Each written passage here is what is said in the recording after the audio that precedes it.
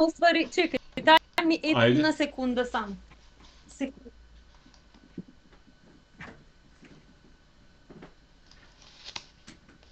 Ќе дојдеме наскоро. Start streaming, Да. окей. Мислам дека ќе сме сега.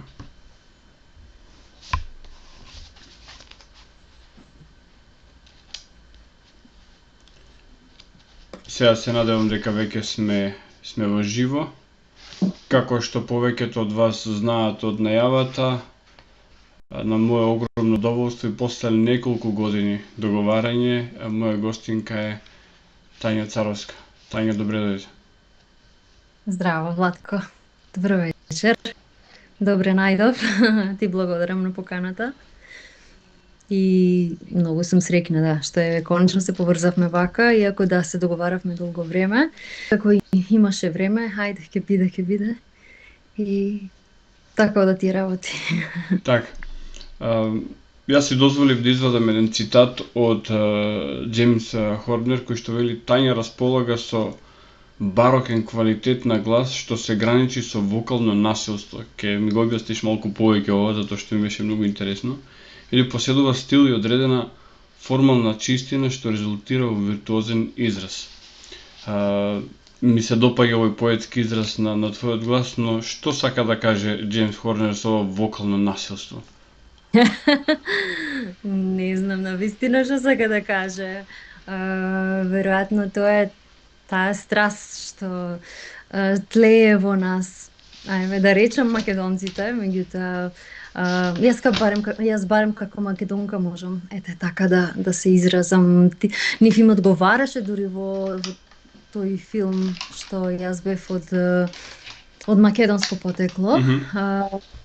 И вокално насилство, не знам, досега никој така не се има изразено, Џејмс Хорнер си дозволи така да се изрази.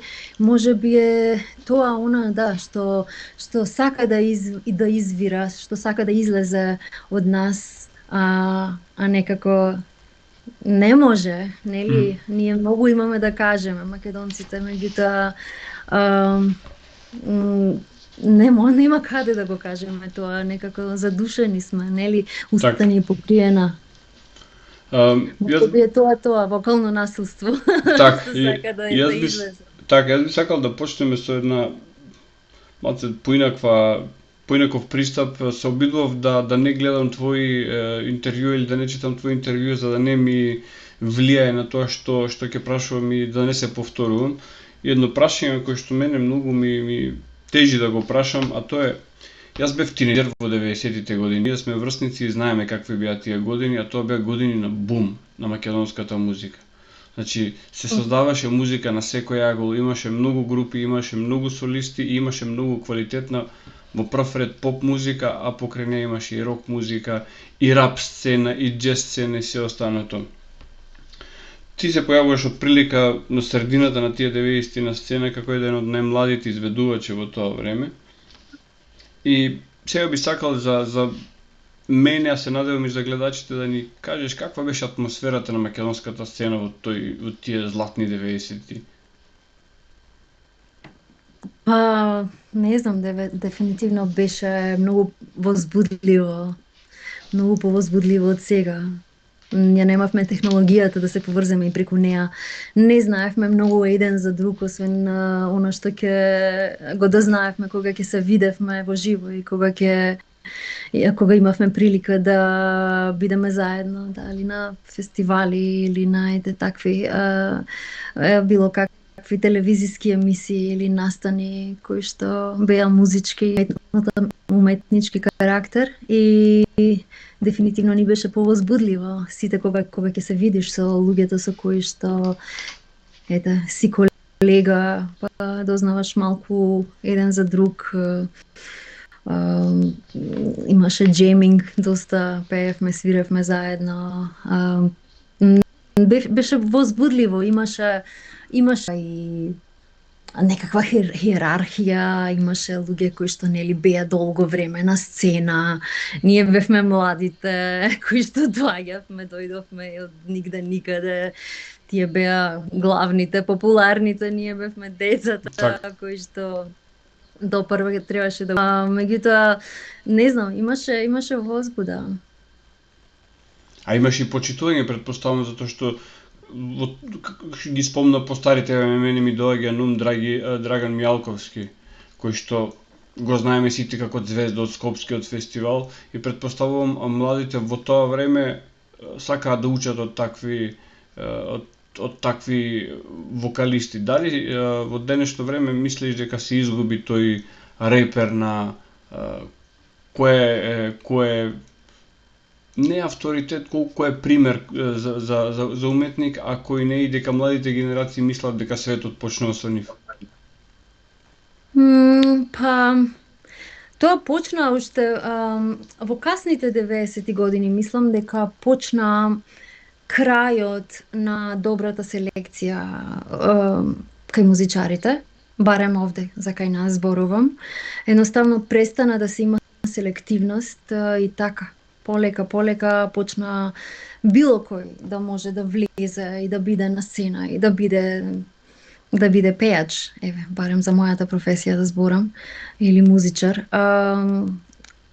Така што да, почна да се губи таа почит, почна да се губи на некој начин квалитетот, нормално. Не знам, дефинитивно има голема разлика сега. Не викам дека е полошо сега. Сега, од друга страна, пак, сега е добро што секој може да се искаже себе си, да се представи себе си на публиката, па да одлучи и самата публика кого ќе слуша, кого не. Не знам, не викам дека тогаш беше подобро. Во секој случај си има и сега своја вредност. Јас така гледам на работите, се е некако јин-јанг. И тогаш имаше нешто добро и сега има нешто добро и лошо. А според тебе тој златен период заврши со крајот на Скопскиот фестивал или со смртта на Тоше?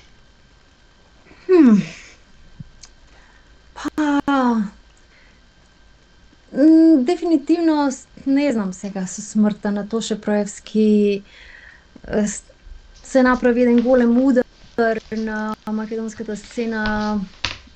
Тоше беше многу квалитетен вокал, тоа беше толку неверојатно, еден таков квалитет така да заврши. И мислам дека езотериски многу ја удри Македонија, го удри нашето музичко поднебје на некој, тежина донесе една тага држава, затоа што конечно и кај нас конечно и ние почнавме да излегуваме, да избиваме на Балканот, како не дека предходно немало македонци кои што беа доста популарни на полето на бивша Југославија, меѓутоа не знам. Да, смртта на Тоше дефинитивно не удри. Јас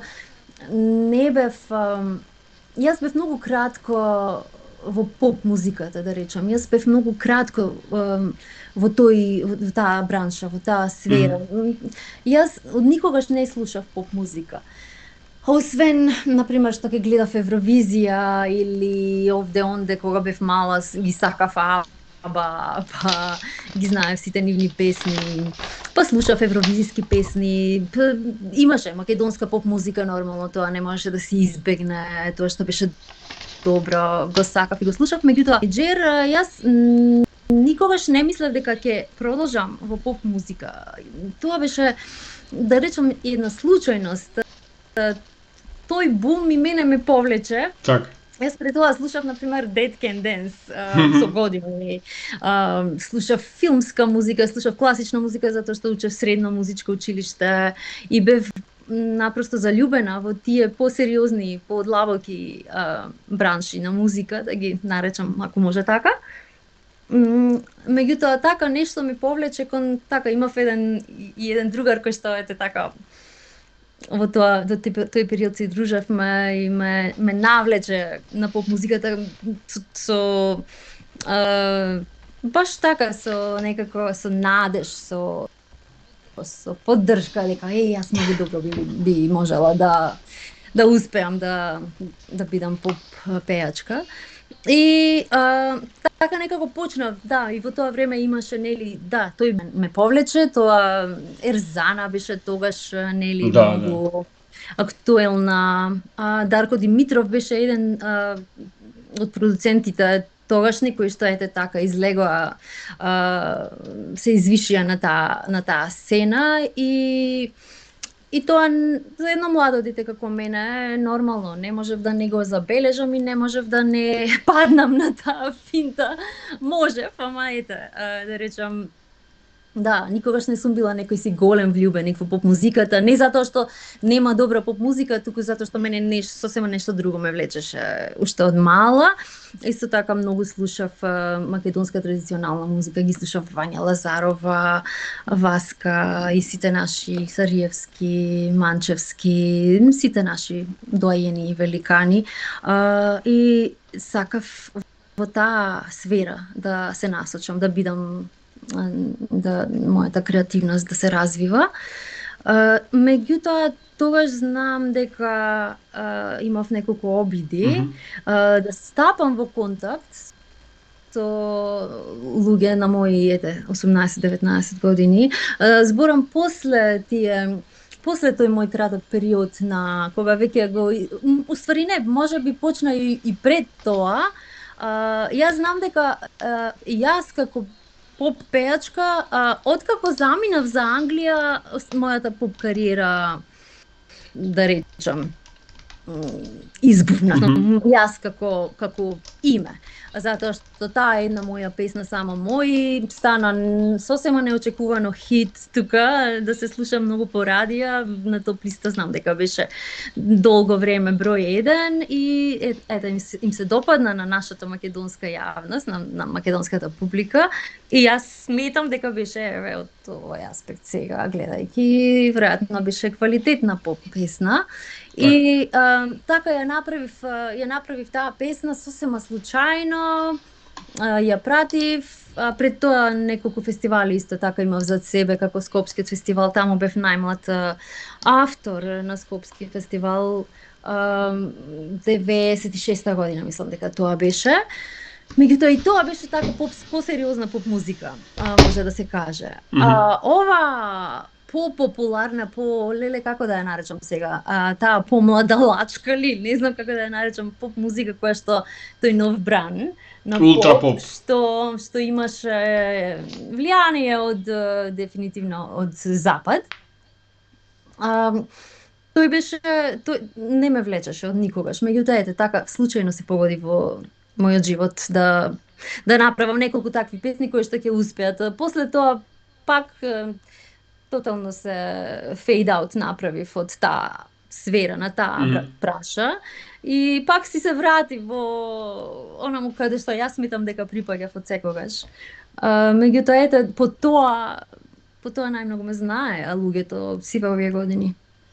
Ке те задржам уште малку на оваа тема. Ја спомна Евровизија, знам еднаш имаше напишано на Facebook дека имало понуди до тебе да ја представуваш Македонија на Евровизија по моделот на Тоше и го имаш одбиено. Кажи ни малку повеќе за тоа, па после ќе те прашам и за твоето мислење за последните неколку години на Евровизија, тоа што се случува таму. Па да, како што кажав, јас како дете многу ја гледав Евровизија, беше многу популарна тука кај нас во Македонија, нели? И јас бев тоа дете што се чешал пред телевизор, ги пеев сите песни на сите јазици. Буквално ги учев на памет сите песни на секој јазик и ја пеев на јазикот на оригиналниот јазик, иако врска нема што зашто се зборува тука. Меѓутоа, дефинитивно го знаем цел текст на сите песни, барем тие што ми беа добри. Секоја Евровизија знае по 15-20 песни на памет. И ги пеев пред телевизор, да. Така што ја сакав Евровизија како дете. Меѓутоа, после кога заминав подоцна во Англија, ја видов Евровизија таму како тој народ ја гледа Евровизија преку едни сосема други очила, преку сосема different kind of lens. И видов дека Евровизија таму нема големо значење, туку дека на свој начин та е само еден настан за забава, за трач, таму се пушта артисти кои што не беа нешто високо етаблирани на музичката сцена во Англија. И тогаш сватив дека цената на Евровизија, да бидеш евровизиски представник, тоа не е толку голема работа. Од таа гледна точка, затоа што веќе живе во Англија неколку години. Така што на ова поднебие се уште Евровизија беше, котираше како многу голем музички настан. И јас си ветив себе си дека нема никогаш да настапам на Евровизија, затоа што тоа за еден артист тој станува one hit wonder и тука завршува неговата приказна. 99% од случаите. И колку да ни била нас интересна Евровизија, сватив дека тоа не е местото за мене и дека нема на тој начин, дека не сакам наеднаш да постигнам некаква слава или популарност музичка, а после да ми изгасне. Јас избрав за себе си дека сакам полека постепено да се развивам како артист и да учам, затоа што дефинитивно имав многу да учам. И како вокал, и пеење, јас викам дека и до ден денес се уште учам, и како музичар, нормално, она што е квалитетна музика.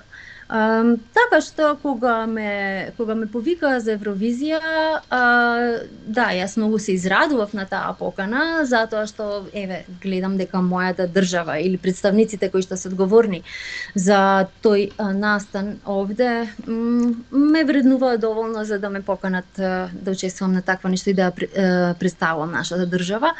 Меѓутоа јас веќе бев решена да не одам таму и затоа и одбив. Тоа е тоа, нема некоја голема филозофија тука.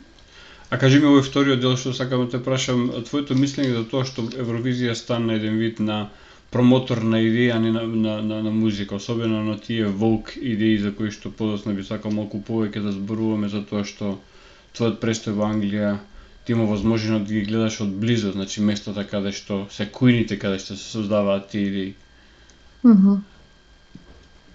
Да, извини, прашањето што? Прашањето беше како гледаш на тие, значи на тој аспект на Евровизија каде што станува место каде што повеќе се пренесуваат пораки, се создаваат идеи, се создаваат влијание, а музиката станува еден вид на секундарна, да не речам терцијарна работа. Побитно е како се облечени луѓето што излегуваат на сцена отколку што пеат.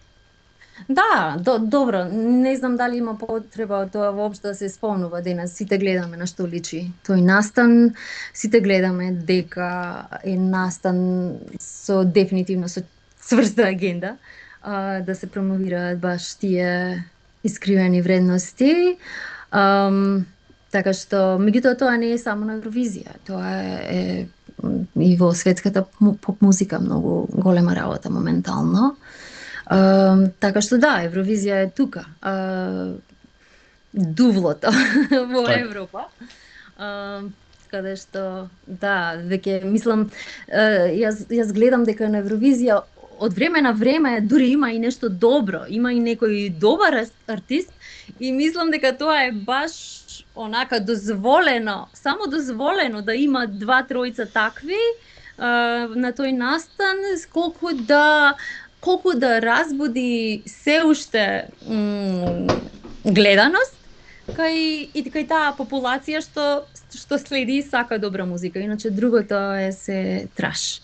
Другото е се за во ѓубре. И баш тие артисти да не земат никаква награда, таму претпоставувам. Да, апсолутно, да. Никогаш никаква награда, никогаш некакво посебно признание, ниту пак после тоа им е дозволено или се поддржани во нивна соло кариера, останува таму, застануваат таму и тоа е тоа. Ти неколку пати ја спомна Англија. И јас мислам дека Лондон за музиката е она што за филмот е Холивуд. Сега ме интересира како влезе во таа индустрија, затоа што таму има голема диференцијација, значи не е само поп музиката, во Лондон ја имаме генерално светската музика во сите жанрови. Конкретно твојот жанр, ако можам да дадам забелешка, е филмска музика.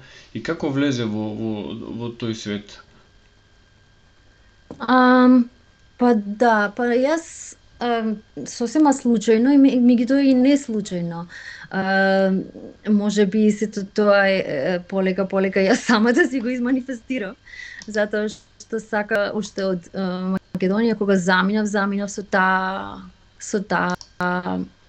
мисла во глава дека сакам таму да се занимавам со музика. Отидов на сосем на оној начин на кој што да заминам од земјава.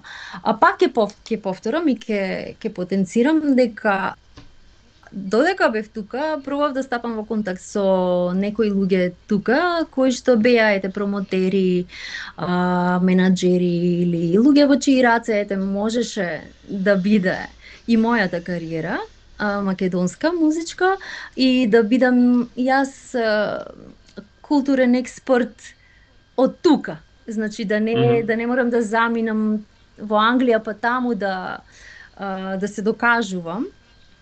Туку мојата држава прво да ме поддржи во мојата кариера, да ја препознае, да го препознае мојот квалитет како вокалист, како музичар и да ми помогне аз тука да ја развијам својата кариера, каде што е најдобро да се развие, нели, затоа што тука беа сите луѓе кои што ги познавав, музичари со кои што заедно учевме буквално во ист клас, мислам во ист клас, во исто школа и исто бевме многу поврзани со сите музичари од Скопското музичко училиште, така што јас тука имав веќе круг на музичари со кои многу добро можев да развиеме, дали групи, дали да, едноставно заеднички соработка и да има производи многу добри тука. Јас тоа знаев дека лежи во мене, меѓутоа неколкуте луѓе кои што ги исконтактирав да ми помогнат, буквално Иво Јанковски беше на пример еден човек на кого му се јавив и му кажав јас сум Тања, вака и вака, би сакала многу да издадам нешто, дали можеш да ми помогнеш било како, меѓутоа не најдов на одговори, на позитивни одговори. Иво Јанковски, да подсетиме, човекот кој што работеше своевремено со Лепи, со Владко Стефановски, Анастасија, значи големи имиња од Македонија. Да, јас гледав, побарав начин, на некој било кој начин да се поврзам со некаков издавач кој што би ми помогнал да во таа моја почетна македонска кариера како вокалист. Меѓутоа не најдов на одговор. Многу други артисти во тоа време беа овде ја добија таа поддршка, јас не ја добив и почувствував дека ако останам тука, се уште да чекам еден ден некој да ме поддржи во таа ситуација. Без поддршка, да се разбереме, многу беше тешко и тогаш. Ама сега не е толку со технологијата, секој, како што кажавме, може да се представи сам на публиката. Меѓутоа тогаш беше буквално, тоа беше стран поим, немаше таков начин јас да бидам видена или да бидам во мојата кариера да било како да излезе тоа надвор, освен ако не ти помогне еден тим на продукцијски тим и промотерски тим.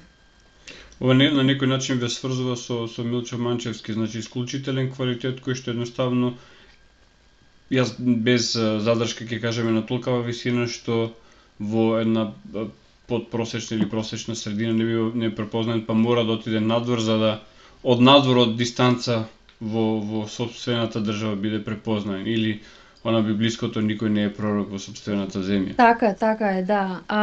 За жал, да.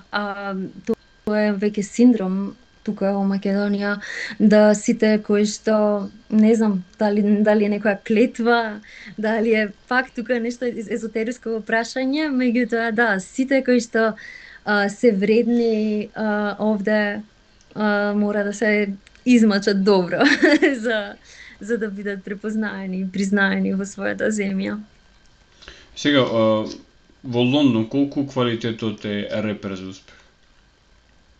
Во Лондон квалитетот е единствениот репер. Друго нема.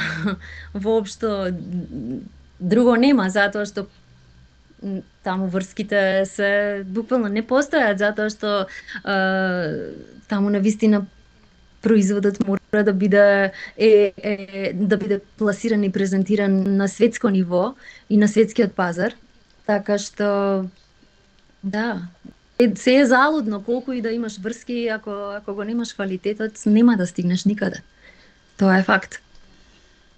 Освен како зборувам изгледа- за некој, не знам, за некој бранши на некаква траш музика или комична музика или тоа таму каде што не се бара, нели,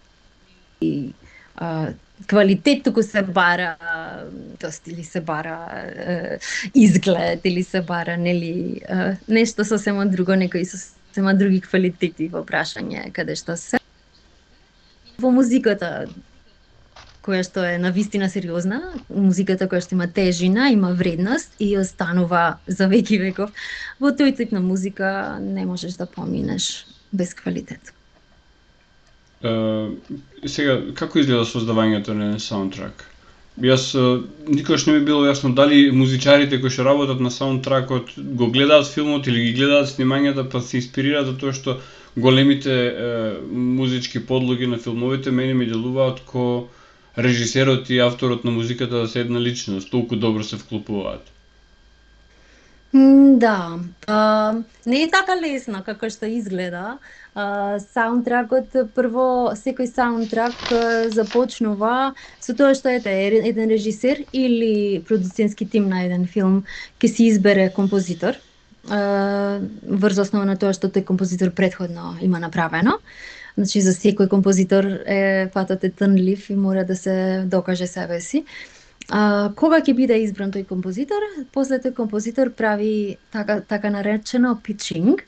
Тоа е, значи, нафрлање, ствара неколку парчиња за тој филм кои што тој смета дека ќе одговараат, па ги доставува на продуцентскиот тим на режисерот и тие врз основа на тие парчиња одбираат дали е соодветен тој композитор, па од тука се развиваат, после ако го одобрат, седнуваат заедно и почнуваат да ги разработуваат темите, тој композитор ги развива тие теми или тие сцени каде што треба да има музика, па му ги враќаат назад многу често, па ова не ми се допаѓа, па ова не одговара тука, затоа што режисерот или тимот на продукција има една замисла, композиторот има друга замисла.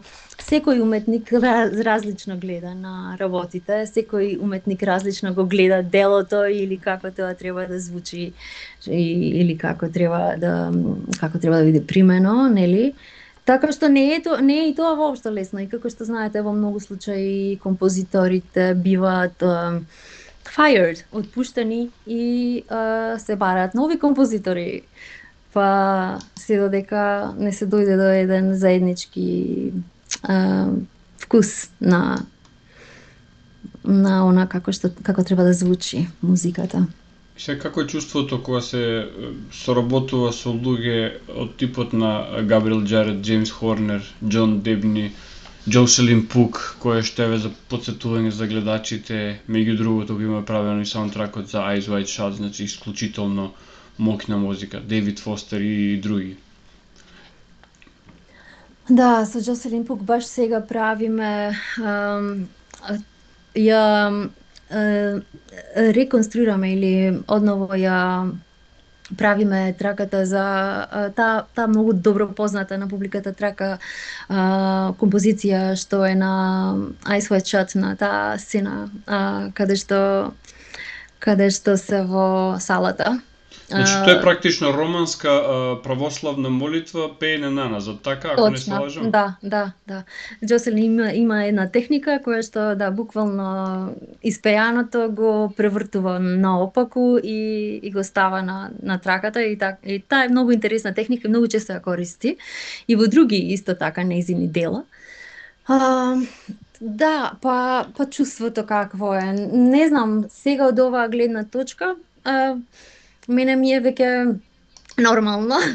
Можам да кажам дека барем имам имам тоа задоволство и чест да кажам дека сега веќе сум навикната, меѓутоа тогаш на почетокот ми беше навистина возбудливо. Јас не очекував дека толку брзо ќе влезам во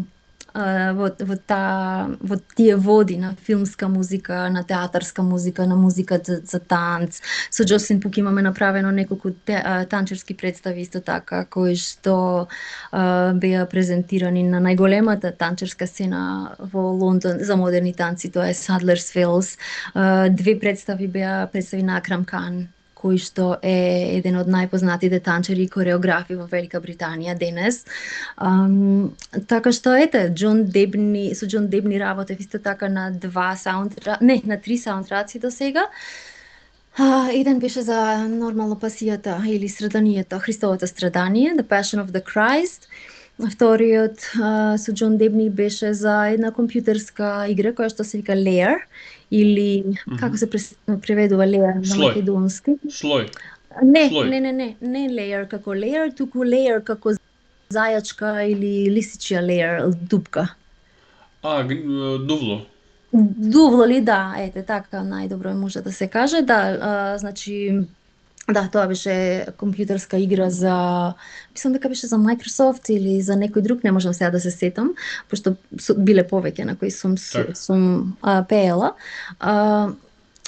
Да, и после исто така еден филм во кинеска продукција, после тоа работев исто заедно со Џон Дебни, така што значи сакам да кажам, овие композитори се навраќале на мене како вокал, не било тоа инцидентално, еднаш се случило и туку имам поголема соработка со сите тие. Не е се познато тука на јавноста, затоа што и не се пренесува многу.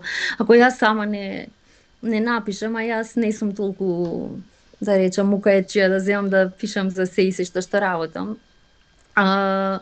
Меѓутоа, барем не последниве, не знам, 10 години бев така доста срамежлива и многу често не се промовирав сама. Кога имаше нешто, ми беше незгодно сама да се промовирам, затоа што мислев дека можеби ќе излезе како фалење. Нели, поминавме низ разни фази на Facebook, да не знае човек дали да се промовира, дали да каже тоа што работи или да молчи, да се надева дека можеби на некој друг начин ќе се дознае. Затоа јас често одлучував ајде нема да напишам ништо за ова. Меѓутоа, сакам да кажам, може би требало.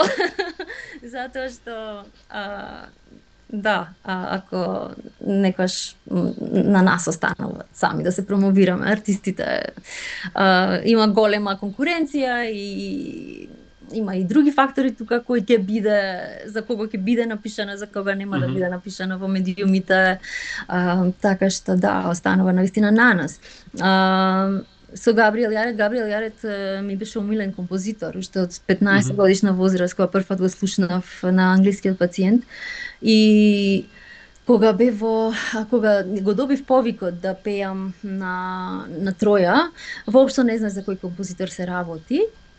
Не знаев за каков проект се работи, не знаев дека тоа ќе биде Троја, туку само ми се јавија на телефон една моја пријателка која што исто пејачка ме предложи, и таа исто така беше дел од првиот саундтрак на Троја, и тоа е многу убаво што во странство многу често се дури од истата бранша, значи вокал може да воопшто не е чудно еден добар вокалист да предложи и друг вокалист за некој проект ако е потребен и друг вокалист.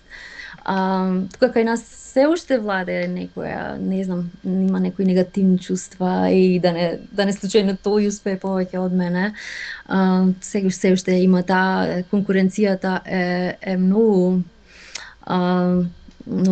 уште актуелна тука, и да, треба многу повеќе треба да мислиме на тоа дека ние ствари треба сите заедно да се издигнуваме и да што се вика да си го држиме, да ги држиме рачите за да може некој да се качи. Подоцна ќе не повлече и нас нагоре. Значи ние така колективно се издигнуваме како музичка нација. За жал тука се уште постои тоа во пеколот како се повлекуваме нагоре. Така.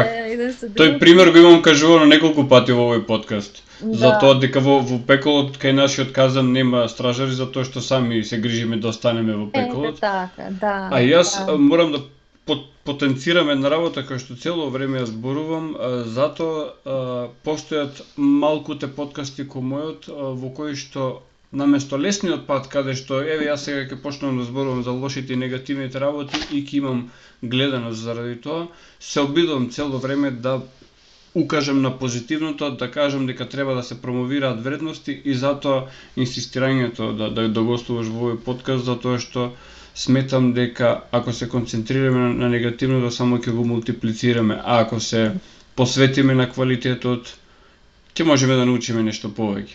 Во случајов нешто повеќе за твојата кариера, да ги подсетиме гостите, значи, односно гледачиве, дека ти имаш учествувано на саундтракот на Passion of Christ, кој што е во режија на Мел Гибсон и троја со, нели,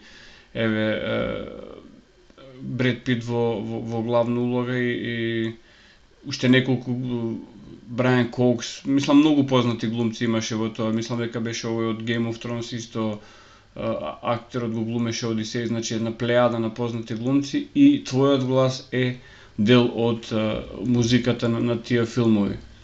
Така што со такво CV јас мислам дека не е нескромно да се спомене дека си била дел од нив. Па ете, да. Можеби ако не знам дали јас ако остане во Македонија, можеби така требало, можеби требаше да бидам одбиена тука од тие неколку македонски. Се сеќавам дека и на Авалон им предложив еднаш да ми помогнат да направам тука концерт. Меѓутоа многу невкусно ми беше одговорено. Да не зборувам сега за тоа, ќе зборувам тоа можеби за тоа во некоја наредна прилика. Ајде во еуфемизми ако не во друго. Едноставно ми беше одговорено дека нешто треба да направам и јас за личноста, за да ми помогне за концерт. Така што да, мислам дека многу добро се разбираме. Тоа беше главниот и одговорен директор на компанијата. Така што ти спомна дека лично со такво CV не е нескромно да зборувам за себе. И јас никош не сум се гледала себе си како некој што многу успешен, затоа што мојата кариера беше падни стани уствари. Јас имав генерално не се срамам да кажам дека сум имала тежок живот. Меѓутоа и многу успони во тој тежок живот. Значи цело време мојот живот е еден ролер костер, што од мало дете па до сега. Меѓутоа тоа е нормално, не знам, во таков свет живееме. Ништо не е лесно, дури за најголемите актери и најголемите, не знам, и оскаровци или со мега голема кариера, значи со мега кариери луѓе е тешко и тие имаат тешки моменти во своите животи, имаат креативни блокади заради X причини, значи сите живееме еден обичен човечки живот и не е лесно да се одржиш за да се одржиш на истото ниво во оваа професија мора многу макотрпно да работиш, и напорно да работиш, буквално непрестано да работиш. А ако ти непрестано работиш, тогаш многу други работи, други аспекти од твојот живот страдаат. Значи страдаат луѓето околу тебе, страда фамилијата, нема да бидеш толку присутен, нема да си поминеш време со децата, туку можеби ќе направиш голема кариера и ќе имаш многу финансиска стабилност, меѓутоа моментите на заедништво со твојата фамилија или пријатели, пријателства, дружење, па и да кажам одмарање и сунчање на плажа, така да се изразам, или тие убави и пријатни и лефтерни моменти ги немаш. Од тие мораш да се откажеш. Така што мора да се одлучиш што ќе бидеш и што ќе правиш во дали ќе бидеш за едното или ќе бидеш за ова второво. Јас на некој начин се одлучив за второто. Се одлучив дека сакам да поминувам време со својата фамилија, се одлучив дека сакам да бидам обичен и нормален човек и дека нема толку напорно и full time да работам, затоа што колку и да биде, колку и да носи тоа успех, мене ми е исто така важен и нормалниот живот и моментите кои што се бесценети во овој живот, а тоа се баш моментите со тие кои што те знаат, тие кои што те познаваат, кои што те сакаат вистински, а не заради што си тој, нели? Така што, не знам што ти беше прашањето, може би се ја скршнав малце со овој одговор, ако се сеќаваш точно каде мене сочуваше со... Тука сме со одговорот, немој да се секираш. Во контекст на ова би сакал да те прашам дали талентот е доволен, значи во животот на уметникот, иако мислам дека делумно ни одговори за дали талентот е доволен или на тоа треба се наталожат многу часови, денови работа, труд и откажување. Не, нормално талентот никогаш не е доволен. Талентот е круцијален, е многу важен. Без него не можеш да започнеш воопшто, не можеш ни да помислиш на уметничка кариера. Меѓутоа, најважна е работата. Колку и да е човек талентиран, ако не работи, нема што да произведе, нема резултат. Така што работата е таа што е најважна всушност. Талентот, на вистина е дека талентот е 1%. Меѓутоа, ако човек знае добро да го искористи тој 1% на талент и знае да биде резилиент, да биде отпорен, да работи и кога му е тешко, да работи во моментите кога не му се работи, во моментите кога едноставно уметничката професија е креативната професија. Треба да ти е се погодена, да речем, за да можеш да седнеш и да работиш. Значи, во такви моменти човек само може да биде навистина креативен. Во моменти кога му е комотно, кога е во комоција и кога не му фалат основните средства за живот, нели, или основните потреби, значи да му се задоволени како прво. Меѓутоа тоа не е секогаш случај кај уметниците, така што ние, особено тука во Македонија, мора да преживуваме. Еве сега јас не можам да се вбројам да се сместам во македонските артисти, затоа што сум била и надвор, така што нешто различно кај мене, значи веќе јас сум го пробила тој еден мраз на не знам како да наречам. Не можам да се... Јас никаде не припаѓам сега. Нити припаѓам во македонските артисти, нити припаѓам во тие надвор, затоа што јас многу често поминувам, многу време сум во Македонија и убаво ми е тука и инвестирам тука, така што сега тука сум странкиња, таму сум исто така странкиња, може би требаше сите јајца, како што вика, да ги чувам во една кошница и да дадам својата енергија на едно место. Тоа може би ми е грешка, меѓутоа јас не можев поинаку. Јас морав да се враќам во Македонија. Мене Македонија ми фалеше многу, ми фалеше близината на своите. Тука ми фалеше природата на Македонија, во која што добро ја познавам и сум навикната на неа. Да, ми фалеше она што го знам. И ми фалеа тие што ме знаат. Познато ми е чувството затоа што дистанцата од Македонија имам и јас, така што чувството ми е многу познато. И кога сме кај Македонија, во една скопска вечер, мислам дека беше кино Милениум, поранешно киноцентар, се емитува Мајки на Милчо Манчевски и има една сцена каде што оди како беше на градите ми лежеше мајче, едно лудо младо, така натаму и чувството чувството мое беше кој е гласов. Значи, луѓе, кој е гласов. Ајде кажи ни кој е гласот на таа песна од филмот на Милчо Манчевски. Па да, јас сум гласот на таа песна. Тоа беше исто едно многу убаво искуство. Работев, музиката ја правеше Игор Василев на тој филм. Игор Василев Новоградска, кој што е исто така многу талентиран млад композитор. И тој беше единствениот филм каде што јас самата го контактирав режисерот. Јас самата му пишав на Милчо и му кажав: Милчо, јас многу сакам да работам нешто во Македонија. Јас работам на филмови надвор. Во Македонија едноставно сум непознат поим во филмската музика и на вистина сакам да работам во Македонија и да придонесам за некој македонски филм. Јас сум таа и таа, не знам Милчо дали или не. Би сакала ако има простор во твојот филм да можам да помогнам нешто. Всушност како тоа испадна, еве вака испадна, сега ми текна. Мене ми беше менаџер Лоренс Астон во Англија, кој што беше менаџер на Збигнев Прајснер.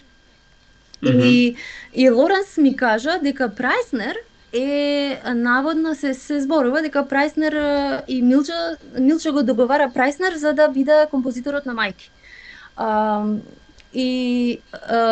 Кога ми го кажа тоа Лоренс, мене ми се разбуди желба едноставно да бидам дел од тоа, затоа што јас сум македонка која што работела надвор на филмови и разни такви проекти, нели, филмски. И па си помислив, па кога Прајснер ќе биде, чекај, Лоренс, ние имаме со Прајснер заеднички менаџер, Прајснер ќе биде композитор на филмот Мајки. Може би било добро да го контактирам Милчо и да му кажам дека еве, како прво имаме заеднички менаџер со Прајснер и така дознав за ова работа и ќе го контактирам. И така му пишав на Милчо Манчевски и Милчо се согласи, мислам едноставно ме избра со Игор да бидам вокалист на тој филм. И тоа беше единствениот пат кога јас контактирав некој. Значи сакам да кажам, поентата ми е само во Македонија јас мораше да ги контактирам за некој да ме забележи, ете да речам. Значи во Англија. Ама со CV донесено од надвор.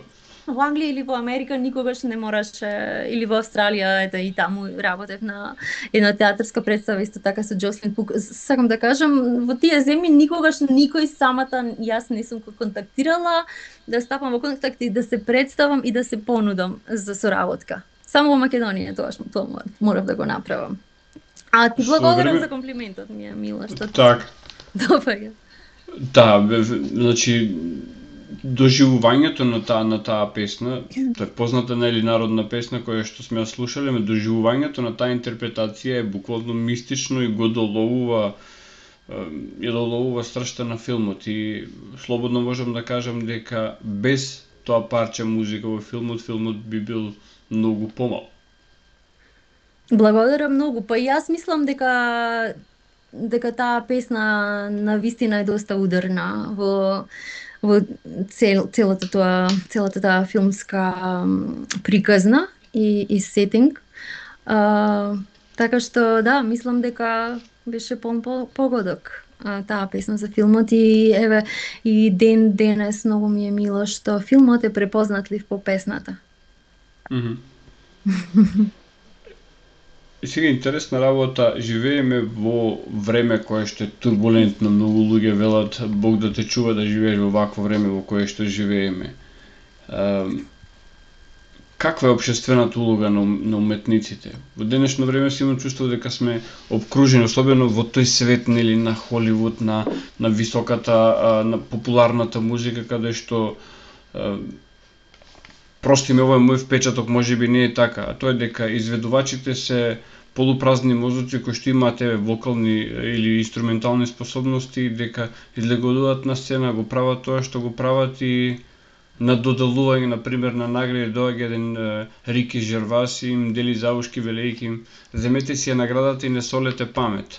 Од друга страна имаме луѓе како што е Роџер Уотерс, кој што уште со својата уметност правеше социјална активност. Значи, The Wall беше страшен албум кој што имаше одек во општеството во кое што живееме, и затоа сакам да те прашам што мислиш каква треба да биде општествената улога на уметникот и како да се изгради таа?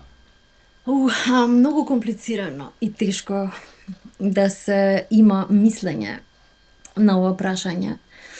Затоа што тоа е буквално ставање на својата кариера, на својата уметничка способност на една вага, на кое што, да, каде што ќе бидеш од разни луѓе мерен на разни начини. Така што многу е тешко да имаш улога, општествена улога.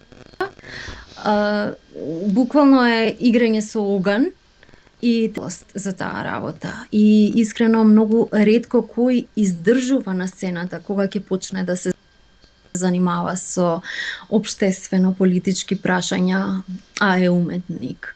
Меѓутоа треба голем скил за тоа, треба голема способност за да знае тоа да во секој случај, особено жените уметници, многу често се критикувани и многу често се шиканирани ако прозборат за прашања. Многу често мене лично ми закажувало што има ти да збори за тоа, пеј таму и готово. Значи, очигледно публиката ние сме не насликале, општеството не насликало на еден начин, и ако таа слика за нас се наруши, одма се јавува протест. Многу малку жени зборуваат за општествено-политички или било какви прашања. Може уметникот преку својата музика или преку својата уметност да остане на тоа, да го кажува оно што има да го каже преку својата уметност, меѓутоа од друга страна ние сме сепак само луѓе и ние имаме мислење и ние можеме да видиме во право и да сгрешиме и ние може да се изглупираме, така што мене ми пречи искрено да бидеме гледани како нешто посебно. Јас не се сложувам, односно можеби се сложувам теоретски дека треба да биде така, меѓутоа моето срце ми кажува поинаку, мојата совест ми кажува поинаку, мојата совест протестира. Хеј, и јас сум дел од, сакам исто како вас, да се чуе мојот глас. Значи, јас сакам да бидам дел од одлучување, од она што се одлучува, или јас сакам да го кажам своето мислење кое што можеби ќе влијае на ќе придонесе да се посее некакво семе. Обично јас гледам тоа да биде се во позитивна насока. И сега во овие последни години сум многу повнимателна. Иако знаеш ти добро дека во ковидот, например, воопшто не бев, а и пред тоа исто така, како прашањето за Македонија и за името пре референдум. Не можев да ќутам, не можев да бидам само пејачка. Мислам, има луѓе кои што се само пејачи, има луѓе кои што не сакаат воопшто да размислуваат на други теми, не сакаат, едноставно не има повик. И јас и нив ги разбирам исто така. Некој тоа мора да биде, некој тоа треба да биде. Ние имаме различна мисија тука на земјава и не секој треба да биде општествено влијател.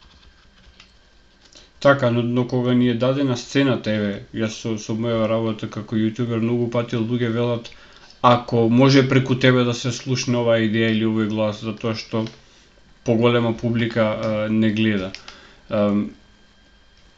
Една работа која што мислам дека е феномен на денешницата, е поврзана со неколку работи што ги кажа сега тука например, инфлуенсерството, како многу луѓе, по прв ред жени, само заради тоа што нели можеби природата ги обдарила со природна убавина, успеваат да создадат огромен успех благодарение на тоа што технологијата тоа го возможува, а тој успех е поврзан само со една суетна работа поврзана со надворешниот изглед. Тоа е едниот феномен, а другиот феномен јас го нарекувам неофеминизам или ултрафеминизам, каде што се она што како вредности беа постигнати во минатото, да речеме во 60-тите, во 70-тите години, сега се враќаат на сцена рециклирани како да повторно треба да ги војуваме тие битки кои што некогаш биле војувани. Како гледаш ти на овие феномени кои што во општеството ги има денес, особено на социјалните мрежи? Само момент да си забележам. Првото беше околу инфлуенсерството, значи да. не мора да е само женско инфлуенсерство, и машко инфлуенсерство, значи има луѓе кои што само за тоа што имаат, не знам, редица илјадници или милиони следачи на Инстаграм или било каде, сметаат дека имаат посебна вредност и сето тоа има економска исплатливост, но од друга страна колку има содржина, колку има суштина во тоа и колку е вистинска вредност по која што ние се момент ќе ти одговорам, некако ми многу топло во собата тука, а сакав беше многу ладно пред да го почнеме разговорот, Нема па проблем. оган на дрво и сега морам малку да отворам, само да се Нема проблем. Тоа е убавината на спонтаноста во ваквите подкасти. Да бевме во студио, ќе моравме да се потиме. Мислам дека и да бев во студио, ќе им кажам, мене ми е многу жешко, не можам малце тука отворите, не можам. Не, режисерот ќе ни речеше немој да се потете, само немој да станувате. Да, па како што изминуваат годините, навистина се и повеќе не сме така крути или сплашени како што сме биле пред 15-20 години, например, бев многу друга личност, сега сум постојано се менуваме, постојано се калапиме некако, така што сваќаш дека се е тоа нормално. И затоа се договоривме нели пред почетокот на муабетов, гледачите не го слушнаат тоа дека ќе комуницираме на ти, за да биде поопштено. Апсолутно. Да, јас не ќам никој со мене да комуницира на вие. Не ќам никој да ме версира, едноставно мислам дека сите ние сме еднакви, ако некој немам проблем, значи тоа е во ред. Меѓутоа јас лично се осеќам многу послободно и поопуштено ако сите, дури и децата не ми персираат, туку сме таму другари. Така. Инфлуенсерство рековме. Да. Па што сето тоа води во идиократија, многу од тоа инфлуенсерство води во, веќе ние сме во една идиократија, за жал. Пак тука ќе речам и тоа е yin yang, затоа што има и многу позитивни личности на оваа мрежа на Internet of Things, нели? Личности кои што навистина имаат нешто добро и позитивно да кажат. Така што, види, верувам дека алгоритмите си ја прават својата работа и дека сите кои што се на ниво да имаат потреба од инфлуенсери кои што ќе покажат, не знам, нивните алишта или ташни или ќе промовираат било што на друг не му значи. Мислам дека тие луѓе, тоа е магнетизам некаков, нели, исто така. Така што, не знам, тие што треба да заменат, тие ќе заменат во идиократија, некои можеби ќе заменат и ќе почнат, ќе научат многу и ако нивниот мозок има капацитет, нормално, ако тие како личност имаат духовен потенцијал и капацитет да се развијат во друга насока, несомнено ќе се развијат, дали порано или подоцна. Така што Не знам искрено, жално е за децата кои што се несигурни, кои што не знаат кај тера, нели, треба да кажа, но а, треба да имаат рол модели, треба да имаат репер, треба да имаат учители од кои што ќе учат. Така што за децата може да биде многу тешко да заминат во сосема погрешни насоки заради тоа инфлуенсерство и промовирање. Меѓутоа јас сепак верувам дека дури тие деца што ќе заминат во погрешни насоки, што ќе дават својата енергија и ќе се сместат, ќе се придружат на таа толпа. Мислам дека и тие деца ако им е, како да кажам, не во судбината, туку ако на некој начин, ако им е нивниот животен пат кој веќе дека однапред ни осмислен и тоа е многу научна работа, тоа е научен факт, не е тоа некакво нели предвидување што не во ништо реално, туку научни секој што ја правиме е инфлуенсирана, е предизвикано нешто предходно. Значи се е the butterfly effect, нели, ефектот на клетката, причинско-последично е се. Така што и ова јас и ти денес што се е последица на нешто што се случило пред 4-5 години, било како, така. И тоа е неизбежно. Значи ова што го правиме ние денес е неизбежно. Тоа морало да се случи. Така што верувам дека евентуално ќе се случи.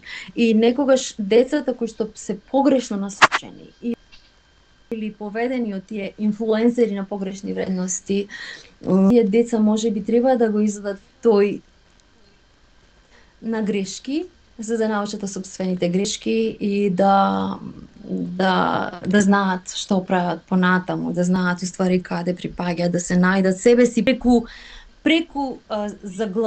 заглавување во темната шума, да речам. Така што да, мислам дека ништо не е толку лошо како што изгледа. Така, другата крајност која што ја споменав предходно е да не испадне дека само на еден аспект се концентрираме, тоа е, како што реков и малку порано, таа волк култура каде што ако се вози дизел возило сме злосторници, затоа што загадуваме и дека ја уништуваме иднината на Грета Тамберг. А ако сме бели, сме по правило злосторници затоа што некои белци во минатото угнетувале црнци. Ако сме, не знам, мажи, стариот добар начин на додворување се смета за сексуално вознемирување, а од друга страна имаме многу апликации за онлайн дейтинг кои што се супер окей се. Значи, сите овие агенди кои што нормалното живење кое што го познававме до пред некоја година станува како еден вид на се заменува со сурогат вредности. Повторно твоето бивање во Англија каде што кујната ги вари многу од овие идеи, како гледаш ти на тој аспект од модерното живење?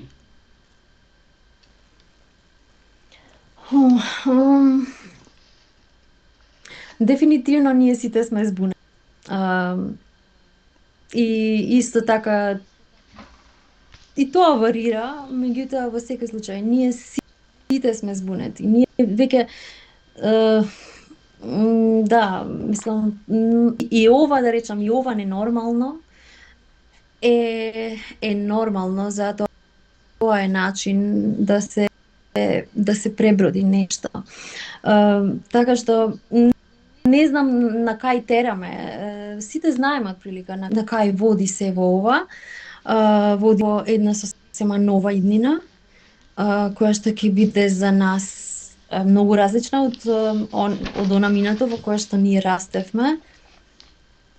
но дури ете, пак ќе кажам, неприродното е природно во овој случај, значи е неизбежно, така што не знам навистина мислам дека секој ќе и ние и колективно име сите во една промена, меѓутоа и секој индивидуално ќе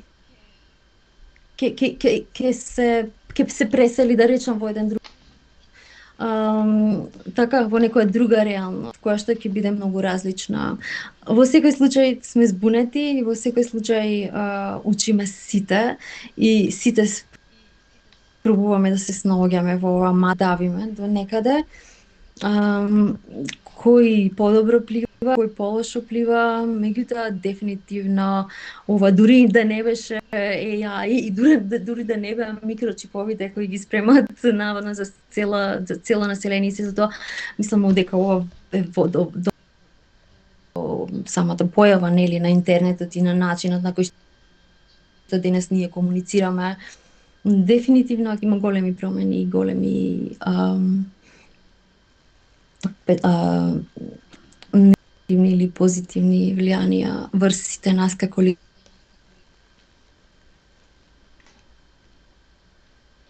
Мислам дека се изгубивме малку со скајпот. Имајте малку трпение.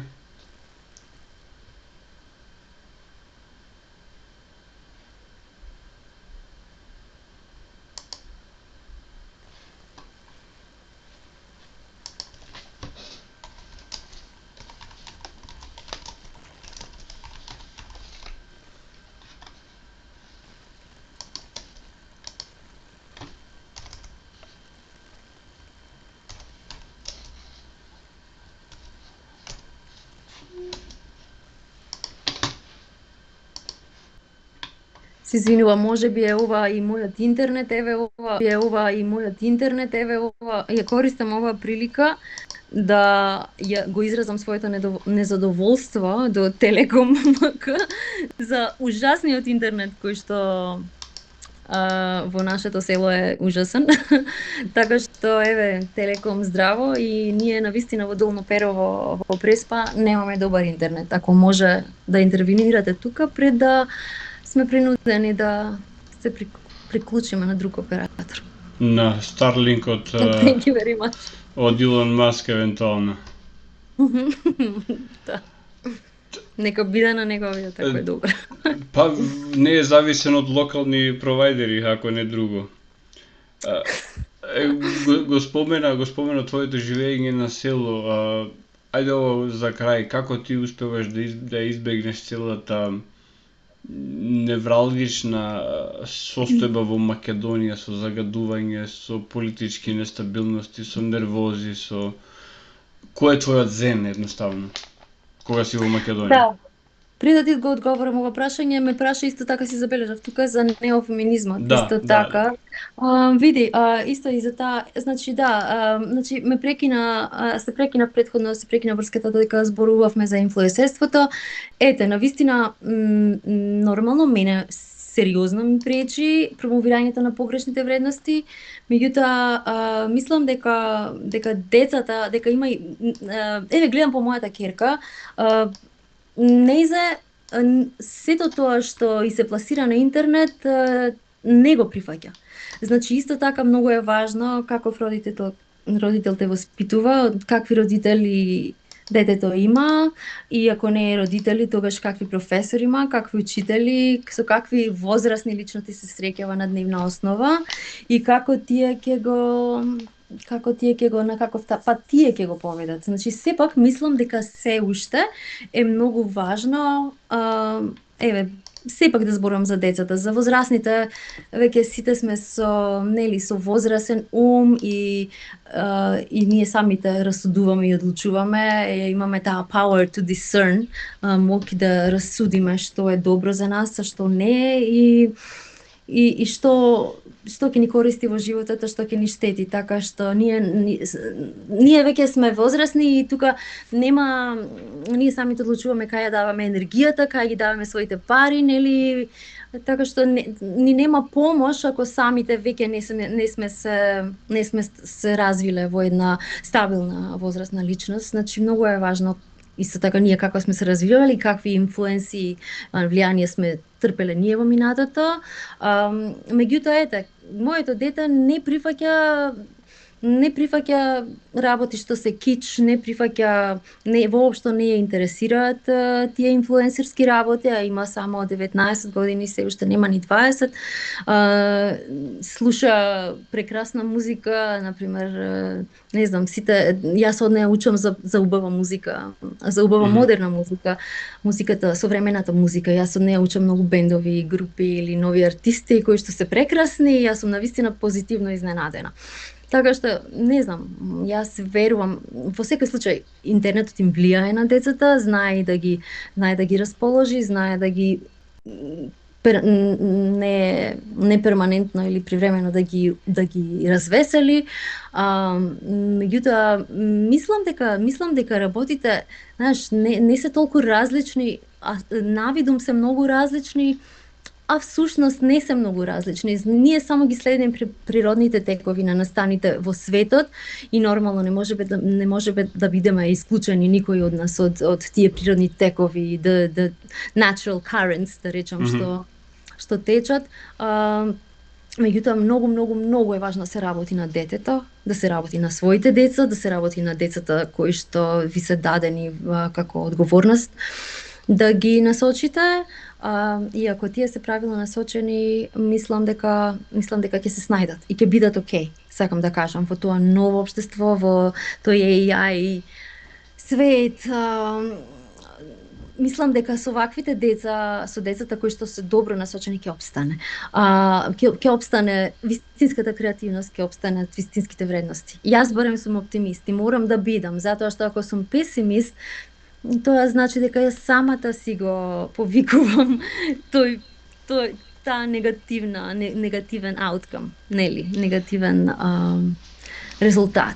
Во врска со феминизмот, да, ме праша дали треба да повторно, дали навистина е нужно ние сега повторно да се навраќаме на тие борби кои што веќе се еднаш извојувани. И тоа е многу матно прашање. Поточно матен одговор на тоа прашање, затоа што еве например денес ќе кажам што ми се случи. Денес пробав да еден маж пред мене возеше полека. Јас позади него возев и имаше прилика да го преминам затоа што се брзав, морав малку побрзо да стигнем кај што треба. А тој си возеше така како малце да се изживуваше со мене, да речам, си возеше полека и јас возев зад него. Кога дадов знак дека ќе го предицам, едноставно човеков забрза толку многу и не ми даде да го направам тоа.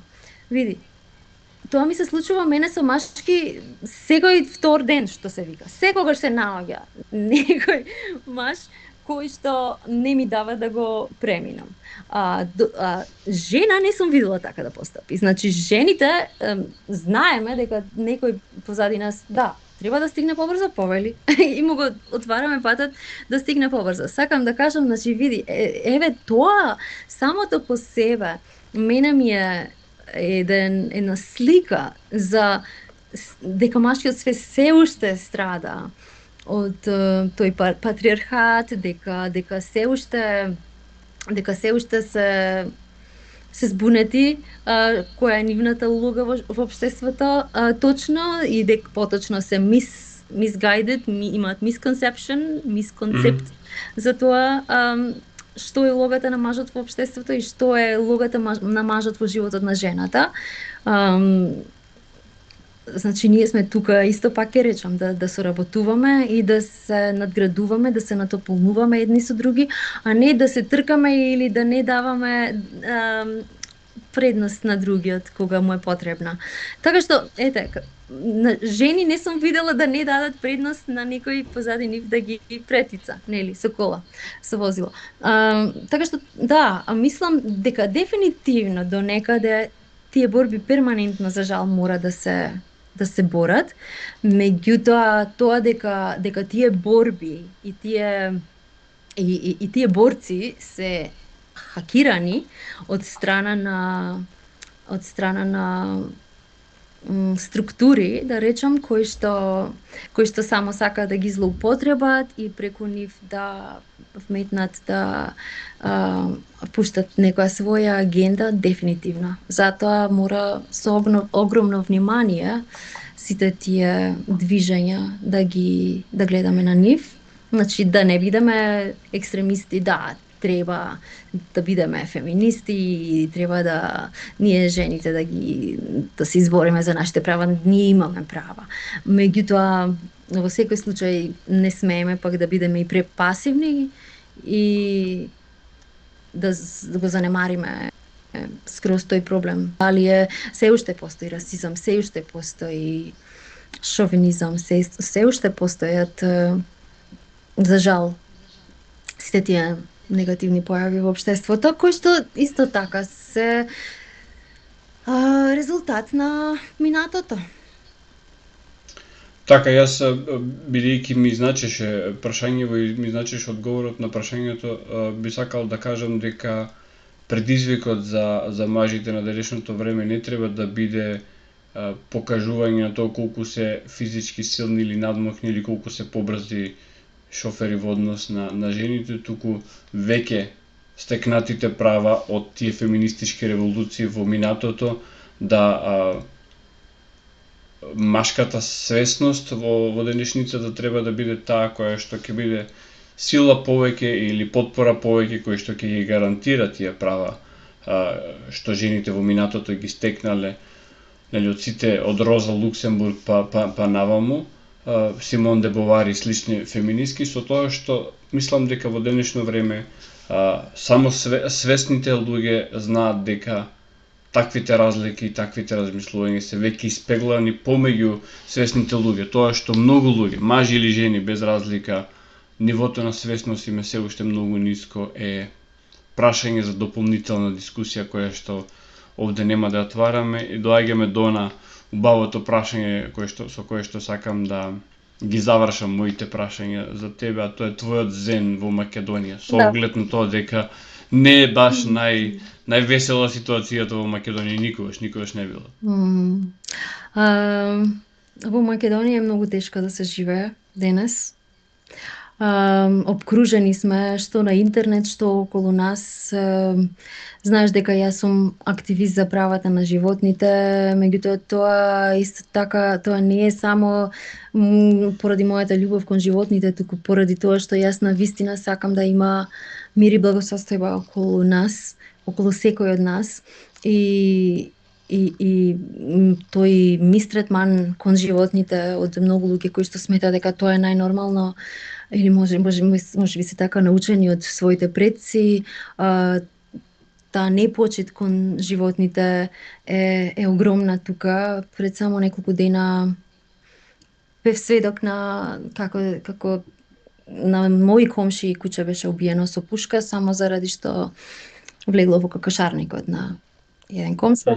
Така што тоа беше милениче, врсниче со нивното дете, така што едноставно некој си одлучува и си зема оружје и убива тој што му пречи, затоа што е животно. Нормално не може баш да го стори тоа, не дека не е навистина ситуацијата тешка и тажна и помеѓу луѓето, меѓутоа ете, ако некој сака да се истуши, да ја извентилира својот бес или своето незадоволство врз некого животно, тоа врз кое најпрво ќе го направи, и тоа навистина е ужасно. Јас ги гледам животните како исто како нас. Значи јас преку овие две мои очи го гледам светот, нели? Гледам, јас сум битие кое што енергетско битие, така себе си доживувам. И имаме ние нели нешто што се вика вдахновен дух во нас, барем за тој кој што еде така гледа на човечката на човечката раса, човечкиот вид. Меѓутоа исто така и животните имаат во себе си нешто што се вика сентиент, и тие се сентиентни битија, односно и тие се битија со чувства и мислам дека ја заслужуваат истата почит што ние дали ради што мораме или не, ја даваме на луѓето. Особено уште повеќе затоа што тие се не може се бранат самите себе, тие се ранливи и vulnerable битија, нели, тие се оставени сами на себе.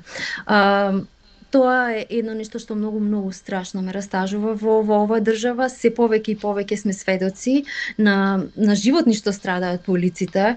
Никој не гледа како вози, гледате колку сме сведоци на колку самосообраќајни несреќи со луѓе сме сведоци. Тоа е толку тажна и трагична, да не зборувам за животни илјадници со секој ден, значи Имаше пред некој ден вест каде што некој од чисто задоволство имаше врзана мачка позади колата и ја возел така, значи од позади.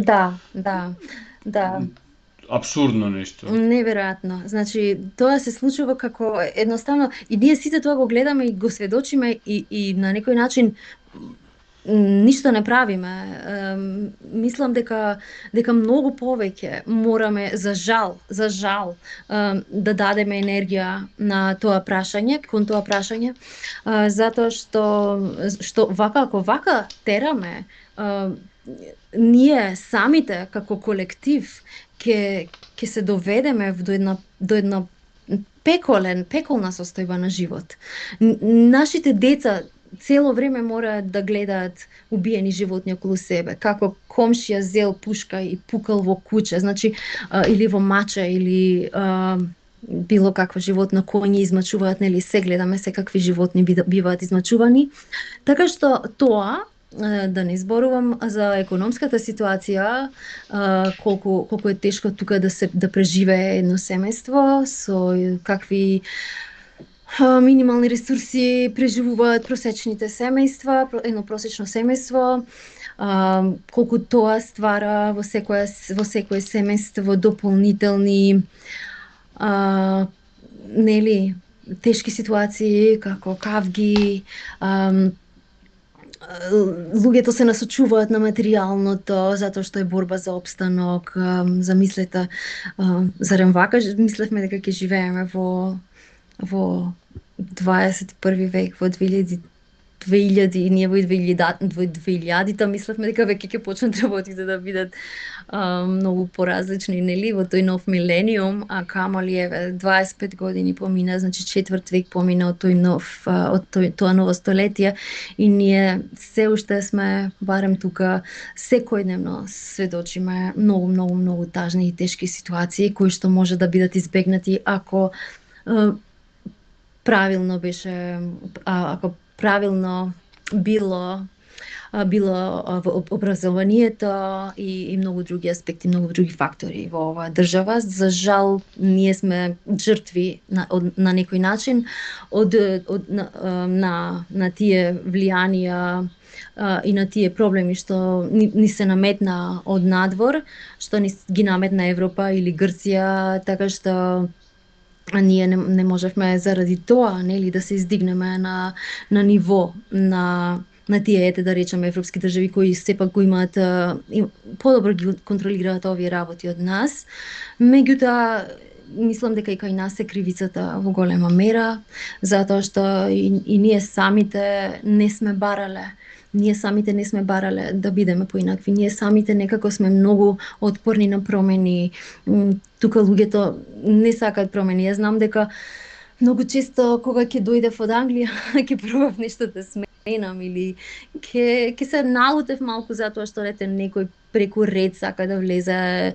Тоаш немаше ни редови како денес се туркаа луѓето буквално пред шалтери во банка или пред продавници, кој побрзо ќе се избутка да биде прв. И така, кога ќе се налутив и ќе го искажев својот протест, луѓе што правите, чекајте, ова треба да ме ред, и ќе кажев, например, ете така млада и наивна, во Англија јас живеам и таму е ова вака и вака, таму има редици и чекаат долги редови, ќе ми кажа, а ние не сме Англија, девојче. Значи тоа беше првото нешто што секој ќе ми го кажеше. И секогаш кога ќе пробав да посочам нешто што ете надвор е вака и е подобро и добро функционира, секогаш бев пресретната со тој отпор. Овде ние не сме тоа. Значи тоа самото нели е символично ја представува менталитетот, колку нашиот менталитет тука е отпорен на промени. И колку тешко ги прифаќаме нормално, може и лошите, за среќа работи, ама тешко ги прифаќаме и работите што се добри. Значи мора сепак ние да си направиме еден баланс како нација, како колектив, дека треба да самите од себе од внатре да ги смениме работите на подобро, дека самите треба да се пронајдеме кои сме ние, што сум јас, што е мојата не само кауза, туку што е за која се борам, туку што е мојата причина што сум јас тука како живо битие на оваа земја. Дали сум дојден само да јадам, да пијам, да лежам, да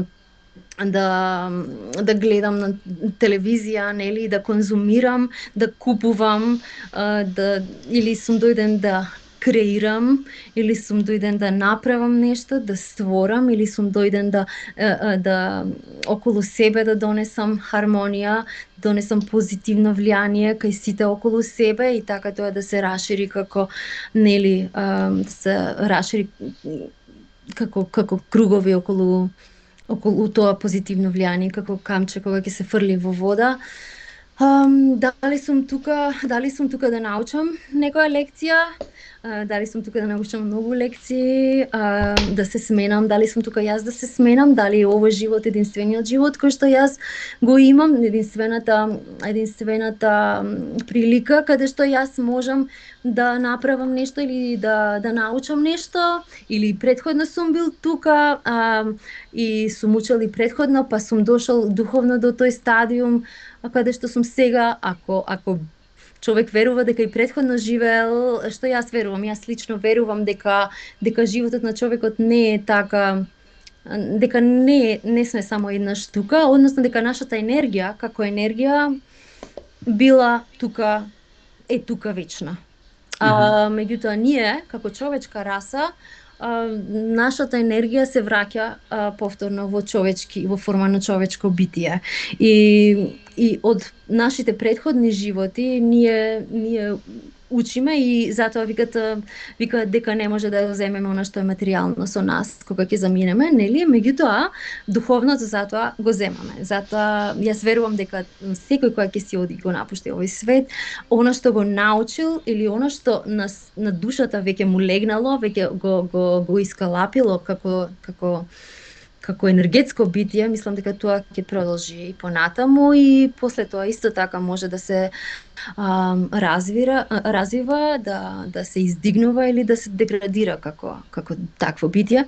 Така што ние сите кога малце повеќе размислиме за себе си, кои сме, како сме и зошто сме тука, мислам дека ќе бидеме многу попаметни во однос на тоа што го правиме за себе и за другите. Во контекст на обидот да извршиш влијание за некои работи да се поправат, например, почитувањето на редот пред шалтер или нефрлањето отпадоци на улица туку во канта, мислам дека не се толку тешки цивилизацијски поуки да се научат. Ме потсети на легендарната фраза од Пред дождот, со која што Милчо Манчевски многу добро го отслика нашиот менталитет кон луѓето кои што биле во странство, донеле некакво знаење, некаква култура, па сакаат да ја пренесат. А тоа беше сцената каде што сопатникот на Раде Шербеџи му вели: "Што ти требаш да се враќаш сега? Некој ќе ти го свирне куршумот и после ќе плачеш."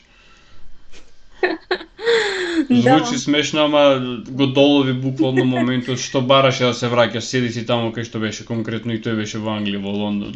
Апсолутно. Секој од нас кој што бил надвор од државата и поживел надвор, видел еден друг начин на живење, друг светоглед. Кога ќе се врати, секој има се јавува, значи се раѓа, ако воопшто има длабочина тој човек, се раѓа таа желба да се вратиш дома и тоа што е позитивно да го донесеш дома, да го пренесеш, да го развиеш, да го зачнеш било што. Така што тоа е причината зошто многу луѓе се враќаат. Не, многу луѓе мислат дека ако некој човек се врати дома од странство, дека тоа е failure, дека едноставно пропаднал, не му успеало таму и се вратил. Јас, например, се вратив во Македонија и се уште соработувам со странство, се уште работам со Англија, сега имам среќа што имам студио, тука си направив значи се потрудив да си направам тука сопствено студио, да можам да снимам и да ги праќам материјалите во странство. Тоа е голем плюс, да речеме, за технологијата, нели, можеме и тоа денес. Меѓутоа, секој што се вратил од таа љубов кон државата, од љубов, знаете како, тоа е како твоите родители, например, да се сиромашни.